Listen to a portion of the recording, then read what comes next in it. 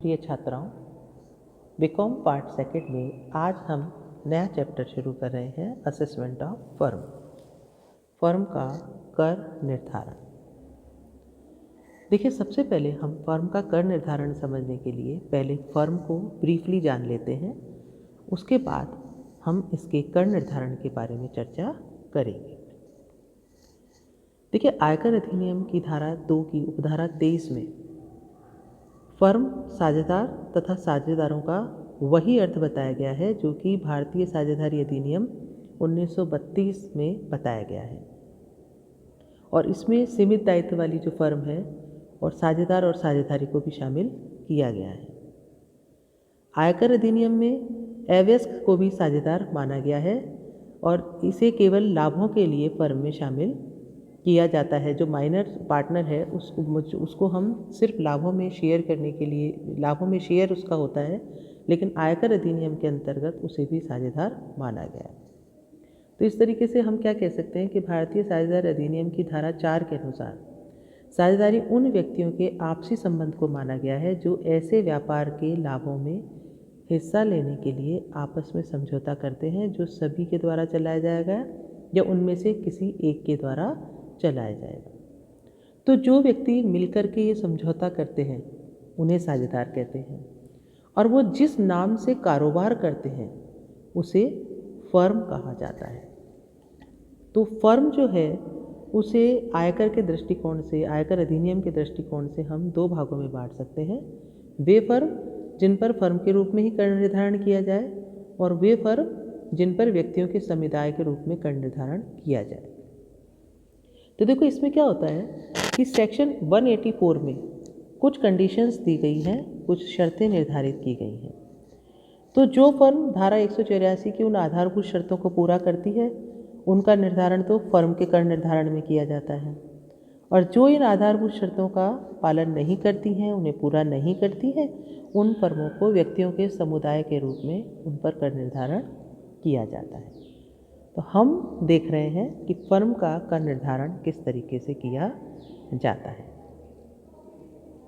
देखो, फर्म के कर निर्धारण के लिए जब वो धारा 184 की जो शर्तें हैं उन्हें जब वो पूरा करते हैं तो पहले हम ये देख लें कि वो शर्तें कौन कौन सी होनी चाहिए। तो देखो, सबसे पहली शर्त है धारा 184 के अंतर्गत कि फर्म का निर्माण किसी प्रलेख के द्वारा किया गया हो। क्योंकि फर्म की स्थापना यदि प्रलेख द्वारा हुई है तो इसका तात्पर्य ये है कि जो फर्म है वो उसमें उल्लेखित जो भी उनकी पार्टनर्स के बीच के जो समझौते हैं उसके अकॉर्डिंग उसका व्यवहार किया जाएगा। यहाँ प्रलेख से जो हम तात्पर्य ले रहे हैं वो साझेदारी संलेख या पार्टनरशिप डीड नहीं है, बल्कि वो एक ऐसा संलेख होता है जो वैधानिक प्रकृति का होता है और साझेदारों के प्रति दायित्व उत्पन्न करता है। तो फर्म की स्थापना जो की हुई है या फर्म के पक्षकारों के मध्य जिस भी तरीके से कोई पत्र व्यवहार हुआ है उसे भी वो क्या कर सकते हैं, संलेख के रूप में माना जा सकता है। दूसरी जो कंडीशन आती है वो क्या आती है कि उस प्रलेख में प्रत्येक साझेदार का व्यक्तिगत भाग जो है वो प्रकट होना चाहिए कि किस साझेदार का कितना भाग उस फर्म में होगा। तो साझेदारी प्रलेख में ये जो है ये भी स्पष्ट रूप से लिखा हुआ होना चाहिए, और इस संलेख का जो मुख्य भाग है उसमें ये प्रदर्शित करना चाहिए, उसका संदर्भ में उसको नहीं लेना चाहिए कि पार्टनर्स का शेयर क्या रहेगा। तीसरी और अंतिम जो कंडीशन आती है वो क्या आती है कि जो इनकम टैक्स रिटर्न फाइल की जाएगी फर्म के द्वारा, तो आय के नक्शे के साथ उस संलेख की सर्टिफाइड कॉपी है उसको भी अटैच किया जाना चाहिए। तो जो फर्म की आय का जब पहली बार उसका विवरण भरा जाएगा या मान लीजिए उसकी रिटर्न जो फाइल की जाएगी उसके साथ जो भी उनके आपसी जो समझौते का जो एग्रीमेंट हुआ है उस प्रलेख की एक प्रमाणित प्रतिलिपि भी अटैच किया जाना आवश्यक है। अब ये तो हुई धारा 184 की आवश्यक शर्तें जिसे पूरा करने पर उसका निर्धारण फर्म के कर निर्धारण में किया जाएगा। अब कुछ अतिरिक्त शर्तें भी होती हैं। तो अतिरिक्त शर्तों की पूर्ति करना किसी फर्म के लिए अनिवार्य नहीं है, केवल कुछ ही दशाएं ऐसी होती है जिसमें अतिरिक्त शर्तों को पूरा करना होता है। और एक बार किसी फर्म को फर्म का स्टेटस अगर मिल जाता है तो आगे भी उसका वही स्टेटस जारी रहता है, उसको किसी भी तरह के रिन्यूअल की आवश्यकता नहीं होती। परंतु यहाँ एक बात ध्यान रखनी है स्टूडेंट्स हमको यदि फर्म के संविधान में या उसके लाभ हानि अनुपात में कोई परिवर्तन होता है तो अतिरिक्त शर्तों की पूर्ति करना आवश्यक हो जाती है। तो ये अतिरिक्त शर्तें भी हम समझ लें कि यदि फर्म के संविधान में परिवर्तन होता है या लाभ हानि अनुपात में परिवर्तन होता है तो ऐसी स्थिति में प्रलेख की जो रिवाइज्ड कॉपी है उसे प्रस्तुत किया जाना आवश्यक है। मान लो यदि किसी कर निर्धारण वर्ष से संबंधित गत वर्ष में फर्म के संविधान में इस तरह का परिवर्तन होता है कि कोई पार्टनर आता है नया या पार्टनर उसे छोड़कर चला जाता है, एक से अधिक पार्टनर आते हैं या एक से अधिक पार्टनर उसको छोड़कर चले जाते हैं, तो ऐसी स्थिति में ये जो परिवर्तन है ये फर्म के कुछ या सभी साझेदारों के लाभ हानि अनुपात में परिवर्तन होने पर क्या होगा, इसको साझेदारी संलेख का परिवर्तन या लाभ हानि अनुपात में परिवर्तन माना जाएगा और इसकी रिवाइज्ड कॉपी जो है वो अटैच किया जाना, रिटर्न के साथ अटैच किया जाना आवश्यक होगा। इसी तरीके से धारा 40B की व्यवस्थाओं का पालन करने के लिए यदि साझेदारों को दिए जाने वाला ब्याज या पारिश्रमिक संबंधी जो प्रावधान है, जो प्रोविज़न है, यदि उसमें कोई चेंज होता है तो वो जो चेंजेस की रिवाइज्ड कॉपी होगी उसको भी रिटर्न के साथ अटैच करना अनिवार्य होगा। इसी तरीके से फर्म द्वारा धारा 144 में वर्णित असफलताओं के संबंध में यदि कोई कार्य फर्म नहीं करे, अगर करेगी तो वो दोषी मान ली जाएगी, तो उसे संबंधित कर निर्धारण वर्ष के लिए फर्म का स्टेटस प्रदान नहीं किया जाएगा और उस पर व्यक्तियों के समुदाय की तरह ही कर निर्धारण किया जाएगा। इसलिए एक फर्म के लिए जरूरी है या आवश्यक है कि उसे सेक्शन 44 में वर्णित असफलताओं में से बचना चाहिए। वो जो असफलताएं हैं वो उसे मतलब फर्म को जो है उसका पार्ट नहीं बनना चाहिए। अब हम बात करते हैं फर्म के निवास स्थान की। देखो, यदि फर्म के प्रबंध एवं नियंत्रण का कोई अंश गत वर्ष में भारत के किसी स्थान पर स्थित है तो ऐसी फर्म गत वर्ष में भारत में निवासी होगी। परंतु यदि किसी फर्म का संपूर्ण प्रबंध एवं नियंत्रण भारत के बाहर है तो ऐसी फर्म भारत में अनिवासी होगी। हम पहले भी रेजिडेंशियल स्टेटस में पढ़ चुके हैं कि फर्म का स्टेटस निवासी और अनिवासी होता है, असाधारण निवासी नहीं होता। तो हम क्या कह सकते हैं कि फर्म कभी भी असाधारण निवासी नहीं होती।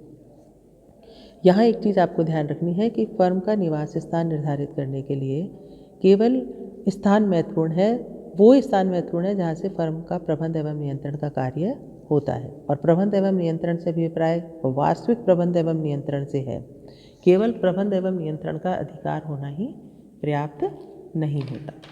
अब हम बात कर रहे हैं फर्म की सकल कुल आय की गणना किस तरह से की जाती है।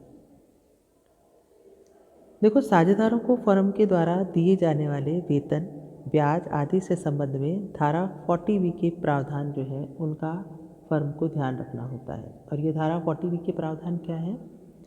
किसी ऐसे साझेदार को दिया गया पारिश्रमिक, चाहे इस पारिश्रमिक को वेतन माने, बोनस, कमीशन अथवा अन्य किसी पारिश्रमिक के रूप में हम इसे जाने, वो यदि ऐसे पार्टनर को दिया गया है जो कि सक्रिय साझेदार नहीं है तो वो अस्वीकृत होगा। तो हम क्या कहेंगे कि कार्यशील और सक्रिय साझेदार को जो वेतन, पारिश्रमिक, बोनस, कमीशन दिया जाएगा वो स्वीकृत होगा। अभी हम क्या देख रहे हैं? सेक्शन 40B के प्रावधान में ऐसे व्यय जो कि अस्वीकृत माने गए हैं। दूसरा, किसी कार्यशील साझेदार को दिया गया ऐसा पारिश्रमिक अथवा किसी भी साझेदार को दिया गया ऐसा ब्याज जो साझेदारी संलेख की शर्तों के अनुसार नहीं है अथवा साझेदारी संलेख द्वारा अधिकृत नहीं है, वो भी क्या होगा? अस्वीकृत होगा। किसी कार्यशील साझेदार को दिया गया ऐसा पारिश्रमिक अथवा किसी भी साझेदार को दिया गया ऐसा ब्याज जो कि साझेदारी संलेख की शर्तों के अनुसार है और उसके द्वारा अधिकृत भी है, लेकिन जो इस साझेदारी संलेख की तिथि से पूर्व की अवधि से संबंधित है, मतलब साझेदारी संलेख जब तैयार हुआ, अप्रूव हुआ, प्रमाणित हुआ, उसके पहले का यदि वो है तो वो भी अस्वीकृत व्यय होगा। इसी तरीके से किसी भी साझेदार को ब्याज के रूप में दिया गया ऐसा भुगतान जो कि साझेदारी संलेख की शर्तों के अनुसार अधिकृत भी है, स्वीकृत भी है तथा साझेदारी संलेख की तिथि के बाद की अवधि से संबंधित भी है, परंतु 12% साधारण ब्याज की दर से अधिक है तो जो अतिरिक्त ब्याज राशि होगी वो क्या होगी, अस्वीकृत व्यय होगी।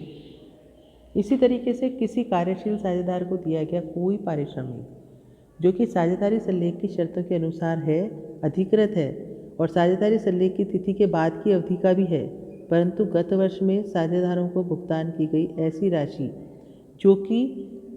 जो कि समस्त साझेदारों के कुल भुगतान की राशि को से यदि अधिक है तो वो अस्वीकृत होगी। अब इसमें क्या माना गया है कि यदि फर्म को नुकसान होता है, ऋणात्मक आय है फर्म की, तो सभी साझेदारों का मैक्सिमम जो रेम्यूनरेशन है वो 1,50,000 रुपये से अधिक नहीं होना चाहिए। यदि 1,50,000 रुपये से अधिक है तो वो अस्वीकृत होगा। यदि लाभ हुए हैं फर्म को तो बुक वैल्यू के 3 लाख रुपये पर जो साझेदारों का कुल पारिश्रमिक है वो 1,50,000 रुपये या बुक प्रॉफिट का 90%, जो भी दोनों में से अधिक होगा वो स्वीकृत होगा। और यदि पुस्तक लाभ और भी बचते हैं 3 लाख के बाद भी यदि एक्सीड करते हैं तो पुस्तक लाभों का 60% जो है वो स्वीकृत माना जाएगा। तो सेक्शन 40B में पार्टनर्स के मैक्सिमम रेम्यूनरेशन की लिमिट भी दी गई है जिसका पालन होना अनिवार्य है। यदि वो उसको एक्सीड करता है तो वो क्या होगा, अस्वीकृत व्यय माना जाएगा। अब देखो, हम सेक्शन 40B के जब अस्वीकृत व्यय के बारे में पढ़ रहे हैं तो हमने सक्रिय साझेदार के बारे में इसमें पढ़ा। तो सक्रिय या कार्यशील साझेदार कौन होते हैं? ऐसे व्यक्ति जो फर्म के व्यापार अथवा पेशे से संबंधित कार्यों को करने में सक्रिय रूप से लगे हुए, उन्हें सक्रिय साझेदार या कार्यशील साझेदार माना जाता है। यानी कि जो व्यापार फर्म कर रही है उसमें वो सक्रिय रूप से कार्य कर रहे हों तो उन्हें हम एक्टिव पार्टनर के रूप में मानते हैं और उन्हें दिया गया वेतन, बोनस, कमीशन अथवा पारिश्रमिक यदि धारा 40B की निर्धारित सीमा में आता है तो वह स्वीकृत व्यय होता है। अन्यथा ये जो हमने अलग अलग 5 कंडीशंस पढ़ी हैं, यदि इसमें वो व्यय आता है तो उसे अस्वीकृत व्यय माना जाता है।